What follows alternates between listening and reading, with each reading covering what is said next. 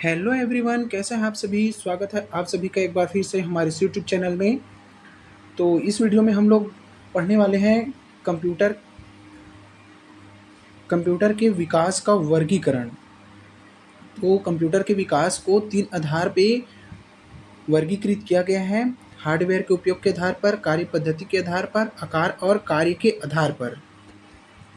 तो इस वीडियो में हम लोग केवल पढ़ेंगे कार्य पद्धति के आधार पर और आकार और कार्य के आधार पर। इन दोनों वर्गीकरण के बारे में पढ़ेंगे।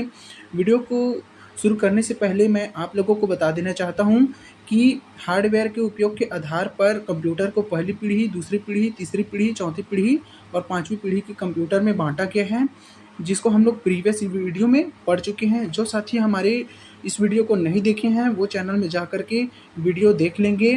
वीडियो को लाइक करेंगे, अपने दोस्तों में शेयर करेंगे और हमारे चैनल को सब्सक्राइब करेंगे।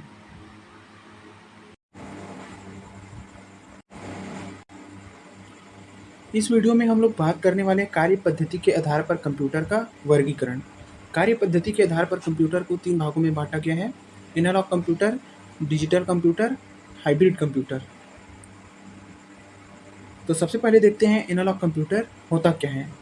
एनालॉग कंप्यूटर समय के साथ लगातार परिवर्तित होने वाली भौतिक राशियों को एनालॉग राशि कहते हैं। जैसे एग्जाम्पल है तापक्रम, दाब, विद्युत वोल्टेज आदि। ये सभी समय के साथ परिवर्तित होते रहता है। तो एनालॉग कंप्यूटर का उदाहरण क्या क्या हो जाएगा। एनालॉग कंप्यूटर का उदाहरण है एक साधारण घड़ी, वाहन का गति मीटर और वोल्टमीटर। इसके अतिरिक्त और भी हो सकते हैं जो एनालॉग कंप्यूटर का एग्जाम्पल है। जैसे एक घड़ी में समय लगातार परिवर्तित होते रहता है, वाहन की गति मीटर में भी गति लगातार परिवर्तित होते रहता है। कहीं पर गति अधिक, कहीं पर गति कम। फलस्वरूप जो मीटर शो करता है वाहन की गति का, वो भी कम और ज़्यादा होते रहता है। ऐसे ही वोल्टमीटर ये धारा को मापने का कार्य करता है, विभव को मापने का कार्य करता है वोल्टमीटर। तो धारा मापी वोल्टमीटर में विभव भी कम ज़्यादा होते रहता है, उसको ये शो करने का कार्य करता है। तो ये सभी क्या है, एक एनालॉग कंप्यूटर का एग्जाम्पल है। जैसे इस इमेज में आप लोग देख सकते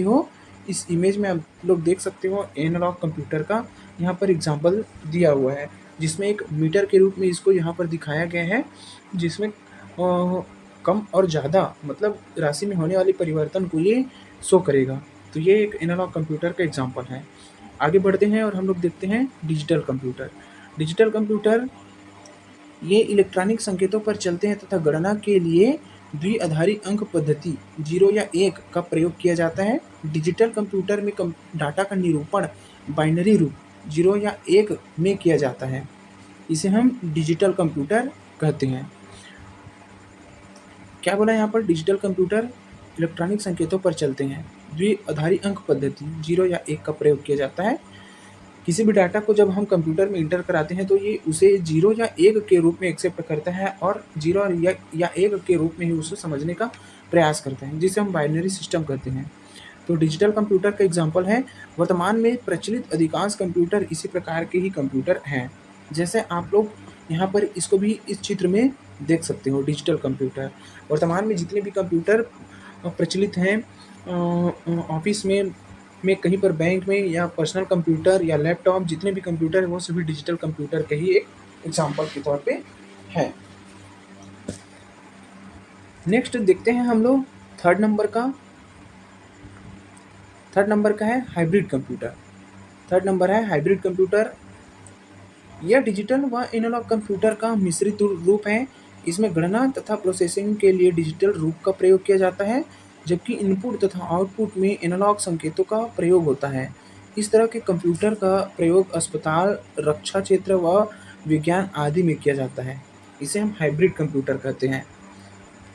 मतलब हाइब्रिड नाम से ही पता चलता है, हाइब्रिड किसी भी चीज़ का मिली जुली रूप को ही हम हाइब्रिड कहते हैं। हाइब्रिड को हिंदी में संकरित भी कहा जाता है। तो संकरित क्या होता है, जब दो चीज़ों को मिला देते हैं और कोई तीसरा नया चीज़ बन जाता है तब उसे हम हाइब्रिड कहते हैं। तो ऐसे ही ये जो हाइब्रिड कंप्यूटर होता है वो डिजिटल और एनालॉग कंप्यूटर का मिश्रित रूप होता है। इसमें गणना तथा प्रोसेसिंग के लिए डिजिटल रूप का उपयोग किया जाता है। गणना और प्रोसेसिंग के लिए डिजिटल रूप का उपयोग किया जाता है, जबकि इनपुट के रूप में हम इसको एनालॉग डाटा प्रोवाइड करेंगे और ये भी प्रोसेस करने के बाद जो आउटपुट देगा वो एनालॉग रूप में ही आउटपुट देगा। तब इसे हम कहते हैं hybrid computer. Hybrid computer digital और एनालॉग कंप्यूटर का मिश्रित रूप है, जिसमें इनपुट और आउटपुट एनालॉग रूप में होता है, जबकि प्रोसेसिंग के लिए यह यह कंप्यूटर डिजिटल प्रोसेसिंग का उपयोग करता है। तो इसे हम कहते हैं हाइब्रिड कंप्यूटर। यहाँ पर इस चित्र में आप इसे भली भांति देख सकते हो हाइब्रिड कंप्यूटर किस प्रकार का है। आगे बढ़ते हैं और हम लोग देखते हैं आकार और कार्य के आधार पर वर्गीकरण। अभी अभी जो हमने देखा वो कार्य पद्धति के आधार पर कंप्यूटर का वर्गीकरण था। 3 प्रकार से बांटा गया है उसको, एनालॉग, डिजिटल और हाइब्रिड कंप्यूटर। ये जो थर्ड प्रकार है कंप्यूटर का वो है आकार और कार्य के आधार पर कंप्यूटर का वर्गीकरण। इसको 4 प्रकार से बांटा गया है। पहला है मेन फ्रेम कंप्यूटर, दूसरा मिनी कंप्यूटर, तीसरा माइक्रो कंप्यूटर और चौथा है सुपर कंप्यूटर। तो आइए देखते हैं क्या क्या होता है कंप्यूटर के ये प्रकार। पहला है main frame computer. Main frame computer में मुख्य कंप्यूटर एक केंद्रीय स्थान पर रखा जाता है जो सभी डाटा और अनुदेशों को स्टोर करता है। दूसरा लाइन कहता है उपयोगकर्ता डंब टर्मिनल के माध्यम से मेन फ्रेम कंप्यूटर से जुड़ता है तथा केंद्रीय डाटाबेस और प्रोसेसिंग क्षमता का उपयोग करता है। थर्ड नंबर है मेन फ्रेम कंप्यूटर से जुड़कर एक साथ कई लोग अलग अलग कार्य कर सकते हैं। फोर्थ लाइन है अतः इसे मल्टी यूजर कंप्यूटर कहा जाता है। मतलब मेन फ्रेम कंप्यूटर में एक मुख्य कंप्यूटर होता है जिसको केंद्र में रखा जाता है, जो सभी डाटा और अनुदेशों को स्टोर करने का कार्य करता है। अन्य सभी उपयोगकर्ता डंब टर्मिनल के माध्यम से केंद्रीय कंप्यूटर से जुड़ जाता है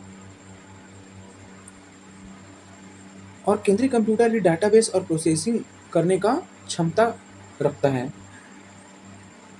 मेन फ्रेम कंप्यूटर में एक साथ कई लोग अलग अलग कार्य कर सकते हैं, इसलिए इसे मल्टी यूजर कंप्यूटर भी कहा जाता है। तो ये था मेन फ्रेम कंप्यूटर। अब अगला है जैसे इसका उपयोग भी बताया है, मेन फ्रेम कंप्यूटर का उपयोग भी बताया है। मेन फ्रेम कंप्यूटर का उपयोग बड़ी कंपनियों, बैंक, रेलवे, आरक्षण, रक्षा, अनुसंधान, अंतरिक्ष विज्ञान आदि के क्षेत्र में किया जाता है। बड़ी बड़ी कंपनियां हैं, बड़ी संस्था हैं, वहाँ पर बहुत सारे कंप्यूटर को कंट्रोल करने के लिए एक मेन फ्रेम कंप्यूटर का उपयोग कर सकते हैं, जो केंद्रीय कंप्यूटर की भांति कार्य करेगा, जो सभी अन्य छोटे छोटे कंप्यूटरों को कंट्रोल करने का, प्रोसेस करने का, डाटा स्टोर करने का काम करेगा। दूसरे नंबर पे है मिनी कंप्यूटर। मिनी कंप्यूटर होता क्या है? तो फर्स्ट है ये आकार में मेन फ्रेम कंप्यूटर से छोटे जबकि माइक्रो कंप्यूटर से बड़े होते हैं। मेन फ्रेम कंप्यूटर से छोटे लेकिन माइक्रो कंप्यूटर से बड़े होते हैं। दूसरा है इसका आविष्कार 1965 में डीईसी का पूरा नाम है डिजिटल इक्विपमेंट कॉर्पोरेशन नामक कंपनी ने किया। थर्ड लाइन है इसमें एक से अधिक माइक्रो प्रोसेसर का प्रयोग किया जाता है। फोर्थ नंबर है इसकी संग्रहण क्षमता और गति अधिक होती है, इस पर कई व्यक्ति एक साथ काम कर सकते हैं, अतः संसाधनों का साझा उपयोग होता है। ये होता है मिनी कंप्यूटर। मिनी कंप्यूटर का एग्जाम्पल है, इसका उपयोग होता है यात्री आरक्षण, बड़े ऑफिस, कंपनी, अनुसंधान आदि जगहों पर मिनी कंप्यूटर का उपयोग किया जाता है। ये था सेकंड नंबर का कंप्यूटर, मिनी कंप्यूटर। अब थर्ड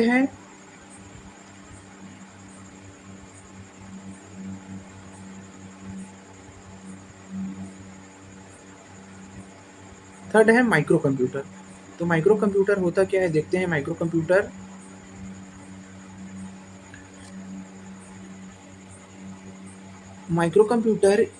फर्स्ट नंबर है, इसका विकास 1970 से प्रारंभ हुआ जब सीपीयू सेंट्रल प्रोसेसिंग यूनिट में माइक्रो प्रोसेसर का उपयोग किया जाने लगा।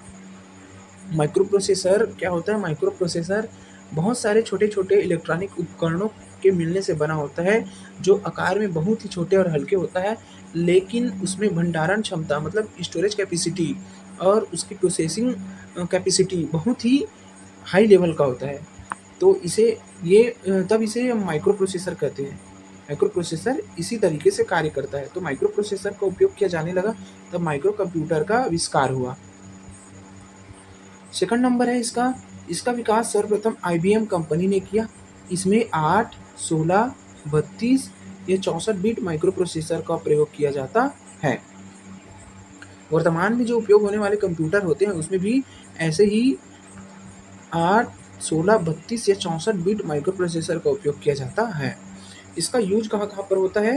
तो इसका use desktop computer, personal computer, laptop computer, notebook computer, tablet, smartphone, micro computer के ही विभिन्न रूप हैं, जो आजकल सभी के घर में सभी के पास हैं। फोर्थ नंबर पे देखते हैं हम लोग। फोर्थ नंबर पे है सुपर कंप्यूटर। सुपर कंप्यूटर होता क्या है? तो इसका फर्स्ट लाइन कहता है अत्यधिक तीव्र प्रोसेसिंग शक्ति और विशाल भंडारण क्षमता वाले कंप्यूटर सुपर कंप्यूटर कहलाते हैं। सेकंड लाइन है इसमें मल्टी प्रोसेसिंग और समानांतर प्रोसेसिंग का उपयोग किया जाता है। समानांतर प्रोसेसिंग में किसी कार्य को अलग अलग टुकड़ों में तोड़कर उसे अलग अलग प्रोसेसर द्वारा संपन्न कराया जाता है। क्या बोल रहा है इस लाइन में? यहाँ पर जो सुपर कंप्यूटर होता है वहाँ पर मल्टी प्रोसेसिंग और समानांतर प्रोसेसिंग का उपयोग किया जाता है। समानांतर प्रोसेसिंग क्या है? किसी काम को यदि हम एक से अधिक स्टेप्स में बांट करके करते हैं तब उसे हम समानांतर प्रोसेसिंग कह सकते हैं। एक काम को यदि हम एक से अधिक स्टेप्स में बांट देते हैं और उसमें एक से अधिक प्रोसेसर लगा हुआ है, उस कंप्यूटर में एक से अधिक प्रोसेसर लगा हुआ है, तो प्रत्येक स्टेप्स के कार्यों को प्रत्येक प्रोसेसर करेगा और कम समय में सभी प्रोसेसर एक साथ काम को समाप्त कर देंगे, प्रोसेस कर देंगे और आउटपुट के रूप में रिजल्ट दिखाएगा। तो इस प्रकार सुपर जो कंप्यूटर होता है वो मल्टी प्रोसेसिंग होता है, मतलब एक से अधिक प्रोसेसर होता है, और समानांतर प्रोसेसिंग करता है, मतलब किसी कार्य को एक से अधिक स्टेप्स में या छोटे छोटे टुकड़ों में बांट करके कम समय में पूर्ण कर देता है। तो ये सुपर कंप्यूटर की एक बहुत बड़ी खासियत है। थर्ड लाइन इसका कहता है सुपर कंप्यूटर पर अनेक उपयोगकर्ता एक साथ काम कर सकते हैं, अतः इन्हें मल्टी यूजर कंप्यूटर कहा जाता है। जैसे इसके पहले हम लोग पढ़े हैं माइक्रो कंप्यूटर, उसमें भी एक से अधिक लोग काम कर सकते हैं, और हम लोग जो पढ़े हैं मेन फ्रेम कंप्यूटर उसमें एक से अधिक लोग काम कर सकते हैं। तो ऐसे ही सुपर कंप्यूटर भी होता है जिसमें एक से अधिक लोग काम कर सकते हैं। फोर्थ नंबर है इसका विश्व के प्रथम सुपर कंप्यूटर के निर्माण का श्रेय अमेरिका के क्रे रिसर्च कंपनी को जाता है, जिसकी स्थापना सेमर क्रे ने की थी। ये भी इम्पोर्टेंट लाइन है। विश्व के प्रथम सुपर कंप्यूटर के निर्माण का श्रेय अमेरिका के क्रे रिसर्च कंपनी को जाता है जी। इसकी स्थापना किसने किया था? सेमर ने किया था। तो ये भी एक महत्वपूर्ण इम्पोर्टेंट लाइन है। फिफ्थ नंबर बताया है सुपर कंप्यूटर के क्षेत्र में सर्वाधिक योगदान के लिए सेमर क्रे को सुपर कंप्यूटर का जन्मदाता कहा जाता है। बेहद इंपॉर्टेंट लाइन है। यहाँ पर से किसी भी कंपटीशन एग्जाम में पूछा जा सकता है कि सुपर कंप्यूटर का जन्मदाता कौन है, तो सुपर कंप्यूटर का जन्मदाता है सेमर क्रे। ऐसे भी क्वेश्चन बन सकता है कि सुपर कंप्यूटर के आविष्कार का श्रेय कौन से देश को जाता है, तो यहाँ पर नाम आएगा अमेरिका सुपर कंप्यूटर के आविष्कारक के रूप में जाना जाएगा। तो ये था कार्य पद्धति के आधार पर कंप्यूटर का वर्गीकरण। तो यदि आपको वीडियो अच्छा लगा हो तो वीडियो को लाइक कीजिए, शेयर कीजिए, सब्सक्राइब कीजिए, और जो हमारे चैनल में नए आए हैं वे हमारे चैनल को सब्सक्राइब करके। तो इस वीडियो में बस इतना ही। नेक्स्ट वीडियो में हम लोग कंप्यूटर के नेक्स्ट चैप्टर के बारे में डिस्कस करेंगे। आप चाहो तो वीडियो को देखते हुए अपना शॉर्ट नोट्स भी बना सकते हो, जो कंपटीशन एग्ज़ाम की दृष्टि से बेहद इंपॉर्टेंट है, और इसमें उन्हीं लाइनों को कवर किया गया है जो कंपटीशन एग्ज़ाम में पूछने लायक हैं। इसके अतिरिक्त भी बहुत सारे कंप्यूटर के बारे में जानकारियाँ हैं, लेकिन जो कंपटीशन एग्ज़ाम की दृष्टि से या किसी भी एग्ज़ाम की दृष्टि से एमसीक्यू के रूप में पूछा जा सकता है, केवल उन्हीं लाइनों को मैं कवर करने की कोशिश किया हूँ। तो आप इस वीडियो को देखते हुए अपना शॉर्ट नोट्स बना लीजिए, जो आपके कंपटीशन एग्ज़ाम की दृष्टि से आपको हेल्पफुल रहेगा। आज की वीडियो में बस इतना ही। यदि हमारा वीडियो आप सभी को अच्छा लगा हो तो हमारे वीडियो को लाइक कीजिए, शेयर कीजिए, और हमारे चैनल में जो नए हैं वो हमारे चैनल को सब्सक्राइब कर बेल आइकन को दबा दें, जिससे हर तरह की वीडियो की नोटिफिकेशन आपको मिलती रहे। Thank you.